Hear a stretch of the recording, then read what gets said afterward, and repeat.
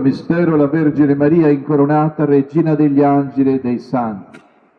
Padre nostro che sei nei cieli, sia santificato il tuo nome. Venga il tuo regno, sia fatta la tua volontà, come in cielo così in terra. Dacci oggi il nostro pane quotidiano e rimetti a noi i nostri debiti, come anche noi li rimettiamo ai nostri debitori, e non abbandonarci alla tentazione, ma liberaci dal male. Ave o Maria, piena di grazia, il Signore è con te.